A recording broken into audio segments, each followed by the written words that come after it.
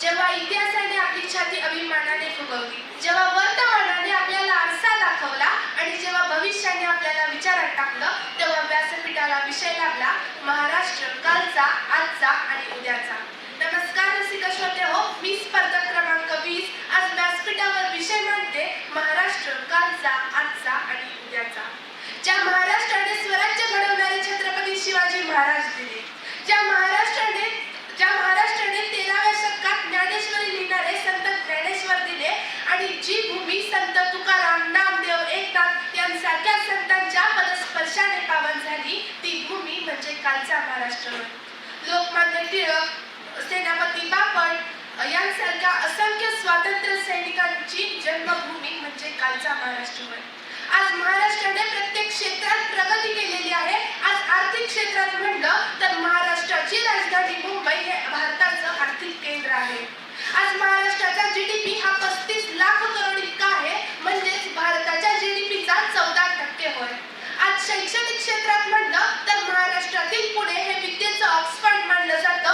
आज औद्योगिक क्षेत्रात म्हणलं तर पुणे, नाशिक, छत्रपती संभाजीनगर येथील औद्योगिक विकास हा झपाट्याने झालेला आहे. आज कृषी क्षेत्रात म्हणलं तर महाराष्ट्र भारतातील सर्वात मोठा द्राक्ष उत्पादक आहे आणि साखर कारखान्यांची पहिली पायरी म्हणजे महाराष्ट्र आहे. मित्रांनो, आज वाहतूक सेवा सुधारल्या आहेत, आज आरोग्य सेवा सुधारल्या आहेत, आज पर्यावरण पूरक ऊर्जेचा वापर वाढलेला आहे. पण मित्रांनो, याच प्रगतीच्या शिखरावरती चढताना काही अधोगतीची निदर्शने दिसून येतात. मी जेव्हा कालच्या महाराष्ट्राकडे मागे वळून पाहते तेव्हा मला 2 निखळ तेजस्वी तारे दिसतात. एक म्हणजे स्वर्गीय हिंदू हृदय सम्राट बाळासाहेब ठाकरे आणि दुसरे म्हणजे राष्ट्रवादी पक्षाचे सर्वेसर्वा माननीय शरद पवार होय. उभं आयुष्य ज्यांनी 2 भिन्न पक्षात राहून विरोधी भूमिका मांडणारे हे 2 मुरब्बी नेते, पण जेव्हा राजकारण संपायचं, जेव्हा व्यासपीठ संपायचं, तेव्हा यांची मैत्री ही उल्लेखनीय होती. आज नैतिकता खुंटीला बांधणाऱ्या आणि एकमेकांना निव्वळ पाण्यात पाहणाऱ्या राजकर्त्यांनी त्यांचा आदर्श घेणं हे आजच्या महाराष्ट्राच्या काळाची गरज ठरलेली आहे. मित्रांनो, ज्या महाराष्ट्रात मुस्लिमांच्या फातिमा शेख घडल्या, ज्या महाराष्ट्रात बुद्धांचे बाबासाहेब आंबेडकर घडले, ज्या महाराष्ट्रात पारशींचे जमशेदजी टाटा घडले आणि त्याच्याही मागे गेलो तर छत्रपती शिवाजी महाराजांच्या सैन्यात कितीतरी धर्माचे, पंथाचे, जातीचे सैन्य आणि सरदार होते. पण मी जेव्हा आजच्या महाराष्ट्रात बातम्या बघते, काही जणांची विधाने बघते, टीका बघते, तेव्हा मला असं वाटतं की माझा महाराष्ट्र हा जातींमध्ये विभागायच्या उंबरठ्यावर आहे आणि मला तसा तो कधीच नकोय. अरे, ज्याला आपण देवाचा दर्जा देतो, ज्याच्याकडे आयुष्याची भीक मागतो, तो म्हणजे डॉक्टर. आज डॉक्टर हा पेशा संशयाच्या भोवऱ्यात सापडलाय. का? आज रोगापेक्षा भयंकर इलाज समजतात. का? आज फॉर्म दिल्याशिवाय ऑपरेशन करत नाही, पैसे दिल्याशिवाय इलाज करत नाही. मित्रांनो, हे महाराष्ट्राचं दुर्दैवच समजावं. अरे, कालचा महाराष्ट्र ज्या भूमी छत्रपती शिवाजी महाराजांसमोर कल्याणच्या सुभेदाराची सून उभी केली, तेव्हा काय झालं? अशीच असती आमची आई सुंदर रूपवती, आम्ही सुंदर झालो असतो वदने छत्रपती.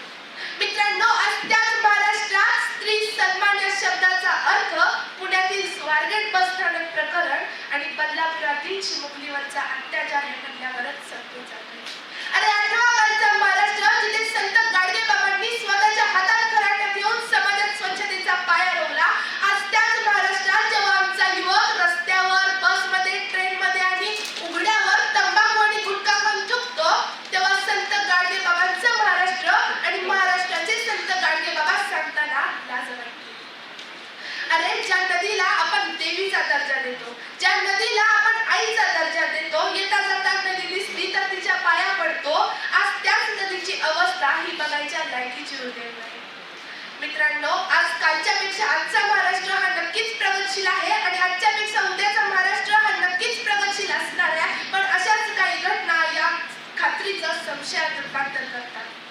उद्याचा महाराष्ट्र कसा असेल? मित्रांनो, उद्याचा महाराष्ट्र हा संपूर्ण आपल्यावरच जबाबदार आहे. कवी श्रीरंग गोडबोलेंच्या ओळी आज आपण अभिमानाने म्हणतो की महाराष्ट्र भूमी ही जन्मभूमी, ही कर्मभूमी आमची. पण आज महाराष्ट्र भूमी आपली जन्मभूमी असली तरी ती कर्मभूमी आहे का? किंवा इथून पुढे राहील का? आज कित्येक जणांचा